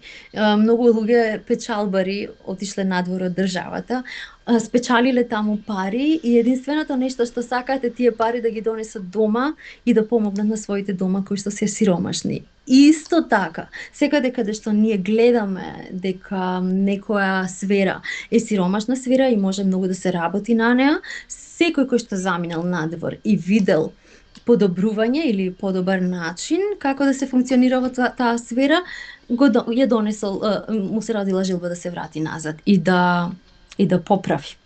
Така што, јас се вратив чисто од таа љубов, јас и моето дете, да бидеме блиско до Македонија, да бидеме, да не се оттугиме, затоа што тој несомнено, тој е едноставно неизбежен процесот на оттуѓување од својата држава кога си надвор. Таму мораш да се прилагодиш на тамошниот начин на живот, си стекнуваш нови пријатели, нови кругови на луѓе и се прилагодуваш мораш да се прилагодиш да обстаниш на тој тамошен стил на живот. Меѓутоа, некои од нас, можно да речам и повеќето од нас, меѓутоа некои се едноставно спречени, задржани се заради работа или кредити или било што и да е во странство и едноставно не може така лесно да се вратат. Нивното цело семејство веќе се родило и се развило таму и не е така лесно да се вратиш. Во мојот случај, јас мислев дека ќе биде многу добро барем на одредено време да бидем во Македонија. За моето дете утре да не биде тотален странец, да знае како се живее и тука, да ја запознае Македонија, да ги запознае луѓето во Македонија и односно да ги запознае и позитивните страни на Македонија, затоа што ги има. Кажав дека е многу тешко тука да се живее, меѓутоа сите знаеме дека има и многу позитивни работи за кои што треба да бидеме всушност горди и треба да работиме на нив да бидат наш заштитен знак. Јас заради тоа, значи, се вратив. Не се вратив заради што немав веќе таму што да правам или немав работа или не ми беше добро. Напротив, јас многу често и се враќам во Англија и поминувам се уште таму време со сите пријатели што ги имам таму, со исто така одам за работа, секогаш кога имам некој ангажман кој што не може да биде онлайн, морам да заодам, значи физички да бидам присутна, го правам тоа, некогаш одам чисто само за да се прошетам една недела и затоа што и Англија е моја држава, затоа што јас таму како човек, млад човек се развив, таму се развив во возрастна личност. Мене што се вика до вчера и денес уште, значи ми е многу тешко да се изразам на македонски јазик. И за жал не заради што не го знам нашиот јазик, туку заради што јас се развив во возрастна личност во Велика Британија. И таму научив како да се изразувам, таму научив како да бидам човек, како да бидам човек кој што функционира во едно општество. Јас таму тоа го научив, а не тука. Затоа што таму беше таа возраст погодна за да се научи тоа. Да, така што сите ние имаме таа желба да се вратиме тука и така и човекот во предожда, значи, нели, како беше ликот Александар ли се викаше, главниот лик, тој се врати затоа што го радуваше да си ја види старата семејна куќа, го радува луѓето кои што ги знаеше старата љубов со која што најубавите, веројатно највозбудливите моменти од својата младост ги поминал. Но кога дојдеме тука, ние имаме најубави надежи, сега збогатен, вооружен со тие знаења што ги имам надвош стекнато, јас сега ќе одам и лошите работи ќе ги поправам во Македонија, но не функционира тоа така, за жал, кога ќе дојдеш тука, наидуваш буквално на куршуми од многу страни. Така мислам, буквално и не буквално. Ке ми дозволиш да поставам неколку прашања од гледачите. Првото прашање е многу сладко, значи Васко Деловски вели која песна имаш пеено на Златно славече? Дали може да се најде на YouTube, како има, ќе пуштиме во коментари. Песната што пев на Златно славече се викаше Миролюбива песна.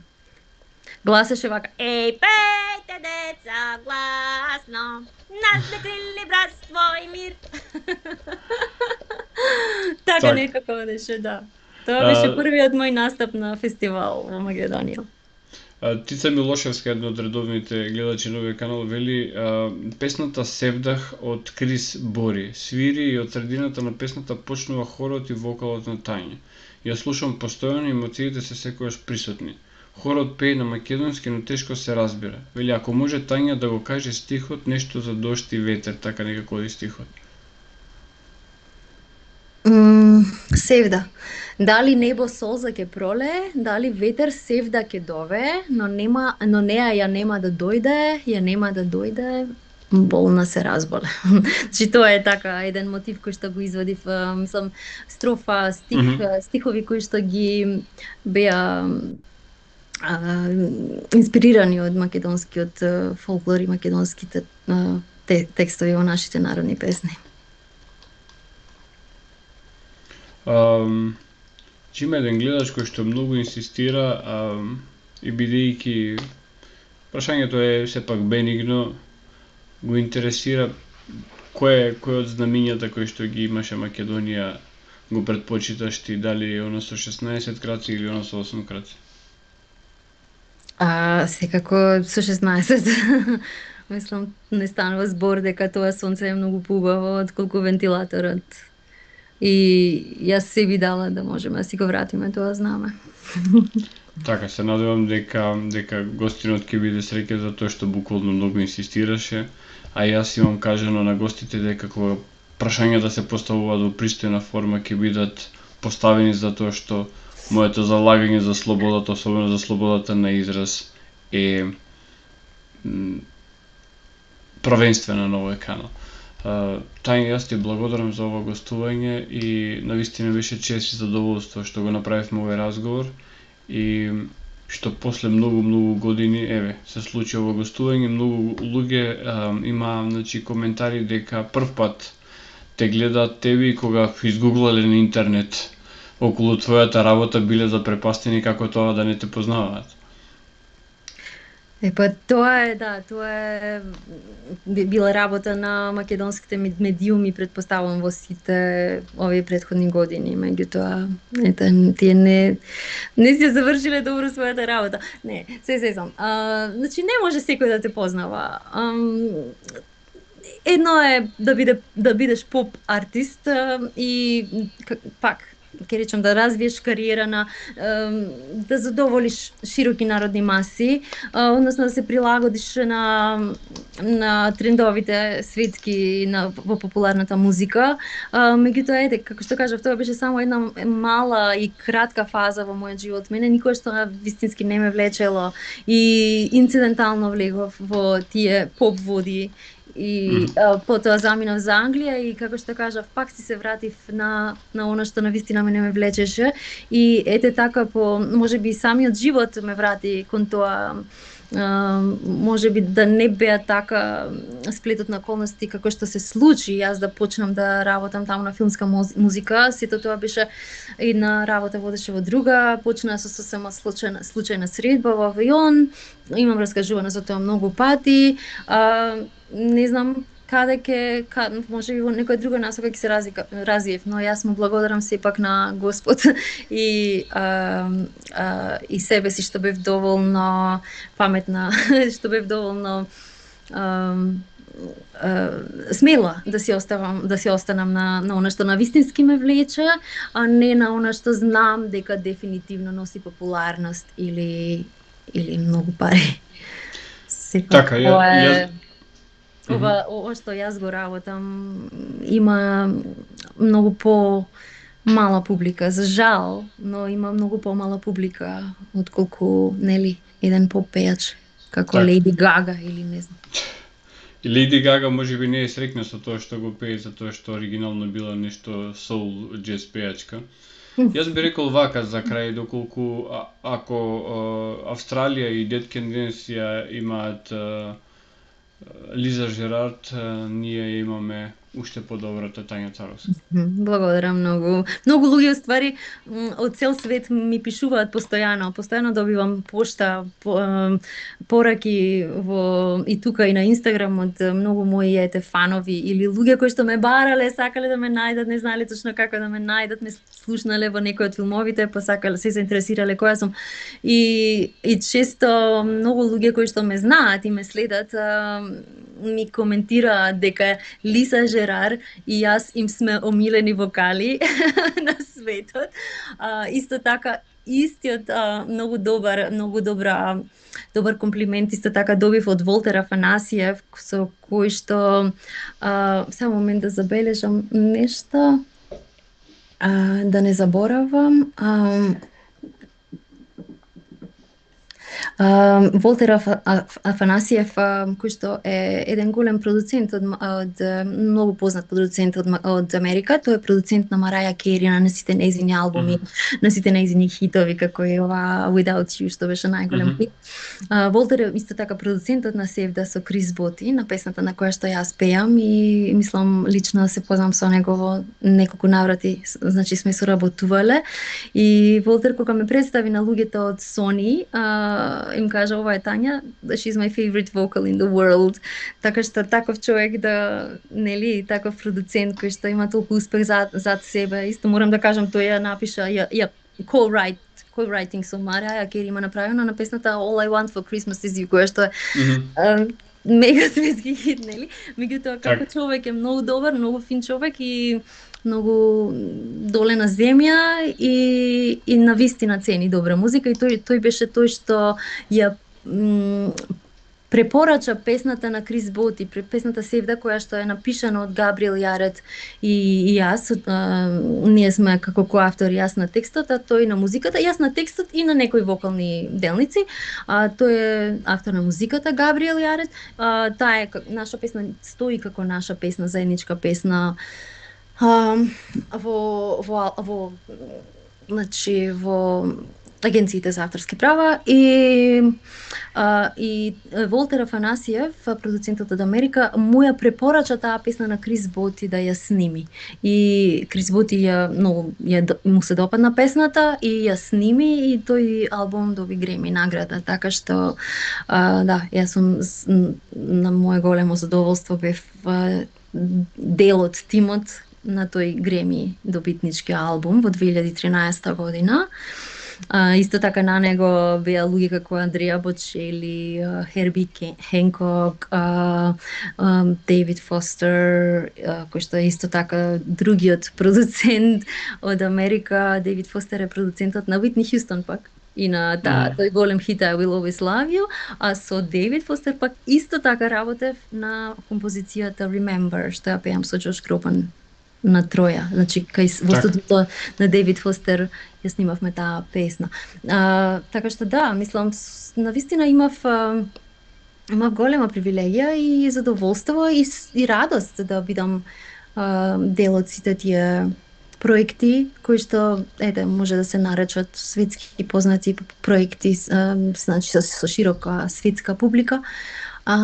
Меѓутоа да, пак ќе спомнам, ако не го имав својот талент и ризницата од ова поднебие на кое што можев да се повикам заедно со мојот талент, немаше ништо од тоа да биде, така што сум неизменно благодарна на Македонија и на универзумот, на Бога. Така, јас им препорачувам сега на гледачите YouTube пред нив и нека ги побарат сите овие работи, сите овие дела кои што ги спомнавме каде што ти учествуваш и нека уживаат малку во добра музика која што, како што кажавме цело време, не е обичен поп, туку е малку подлабока и посуштинска музика. Тања, јас ти благодарам. Тоа е само музика, само што нешто само така, тоа да мислам. Сепак тоа е само музика. Јас музиката не ја делам на жанрови, туку ако е нешто добро е, ако не е добро, ако едноставно не му се допаѓа на моето уво, не му се допаѓа, така што музиката може да биде било кој жанр, да биде фантастична или да биде било кој жанр што се смета за сериозна музика или длабока музика, а да не биде толку добро, туку да биде баш лесно или површно. Значи тоа е сепак beauty is in the eye of the beholder, музиката е во увото на слушателот, нели, до убавината на музиката. Исто така само ова сакам да ти кажам за самата Лиса Жерар, затоа што спомна, самата Лиса Жерар исто така многу ме израдува еднаш што ми прати порака, односно на композиторот Марчело де Франциши, така мислам дека добро го реков неговото име. Таа работи со него исто така, а јас исто така со Марчело направивме еден албум заеднички и Лиса кога ме слушнала во тој албум рекла: "Леле, која е ова вокалистка, која е ова пеачка, треба пак со неа да работиш." Значи тоа е фантастично нешто од еден вокал како Лиса, нели, да поддржи една своја колешка и да каже толку убави зборови. Леле, колку многу е добра, треба пак со неа да направиш албум.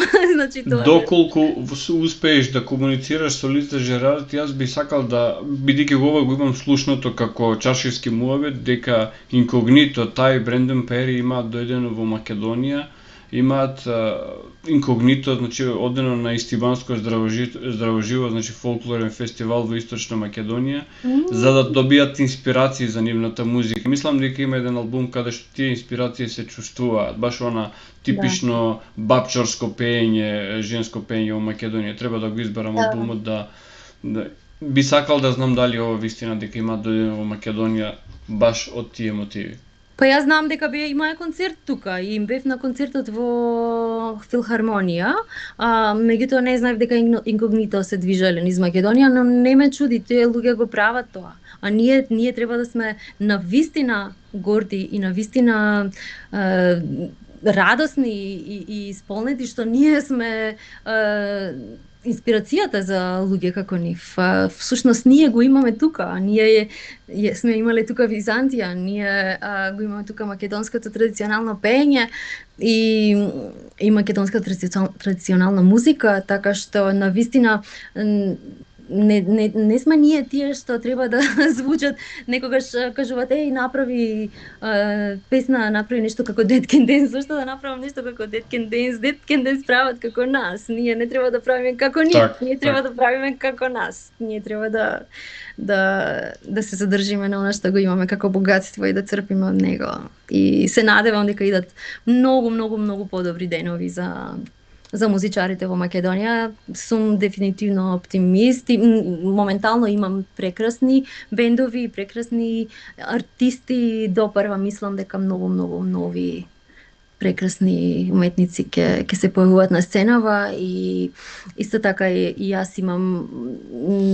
работа што се спрема, значи проекти што се спремаат, кои што допрва треба да излезат, се надевам дека ќе бидат наскоро завршени, иако тоа некогаш зема години за нешто да се заврши.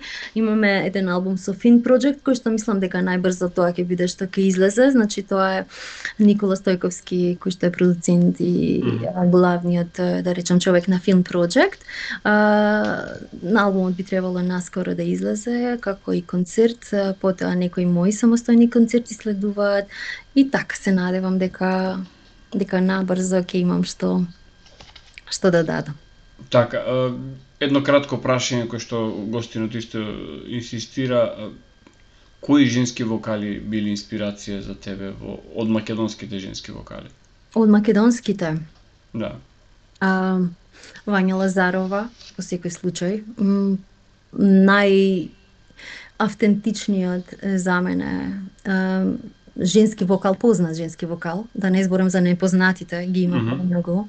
Вања Лазарова, зошто ја сакам Вања Лазарова е затоа што кај Вања пеењето е природно. Нема тука толку техника колку што има музика, значи кај од душата извира тоа, нејзино пеење и техниката како тоа е многу убавото нешто за пејачите што се природни пејачи, така што не се пејачи, да речам, школувани или што научиле техники, па сега ги користат тие техники за да се изразат уметнички и тоа е во ред, затоа што во оперското пење мора да се научат техники, например. И таа музика е фантастична и опера сакам. Меѓутоа, да, од нашите, Вања Лазарова, она што Вања го има е техниката како да извира од музиката. Наместо обратно. Наместо музиката да извира од техниката, значи наместо техниката да ја продуцира музиката, многу е важно музиката да почне да ја продуцира техниката кога еден човек, еден пејач ќе достигне еден, да речам, статус на добар вокалист, иако мислам дека статусот на добар вокалист и добар пејач се учи цел живот. И гласот исто така се менува, гласот е мускул, гласните жици се мускули што треба исто така да се одржуваат, да се тренираат и да останат во форма, а и трпат надворешни влијанија, исто како еден инструмент, ако го изнесеш надвор на дожд или на ладно, тој инструмент мораш однова да го штимаш, исто така и со гласот. Значи ние мораме да бидеме ултра предпазливи со нашиот глас, што правиме, како го користиме, на какви влијанија сме го изложуваме. Затоа некогаш некој пејач што е многу добар може да не ви звучи толку добро, затоа што само сепак човек и гласот претрпел некакви промени кои што чисто не право да не е негов ден едноставно. Освен Вања, ги сакам нормално и сите останати наши пејачи, меѓутоа кои што се познати и признати на нашето поднебје, меѓутоа Вања е еден од женските, а Кирил Манчевски е еден од машките вокали од македонското поднебје, кои што никогаш не ме оставилат рамнодушна на секое слушање, едноставно се ежам. Не знам, значи има многу што можеби сега нема да се сетам. Не знам, Верица Ристевска од поп сферата е вокал кој што мене ми е незаборавен исто така. Знаете како пеењето, тоа е за пеењето треба еден посебен подкаст да се направи и цел тој подкаст да зборувам само за пеење. можам бесконечно да зборувам на таа тема. И навистина, ако некој се интересира, може да направиме подкаст само за пеење, да се вклучуваат луѓе што ги интересира и да зборуваме баш за техниката на пеење, за уметноста на пеење, за важноста на пеењето, за влијанието и начинот на кој што таа вибрација, што прави таа вибрација на гласот со нашето тело, како не лечи или како не разболува ако не го користиме гласот правилно и така. Така, Татунчо подкаст е секогаш отворен за тебе, Тања, така што се надевам дека нема да поминат уште неколку години пред пак да се видиме и да разговараме. Ти Се надевам, благодарам за јас. ова гостување и има убава вечер. Фала и ти, фала ти многу, Владко. Пријатно.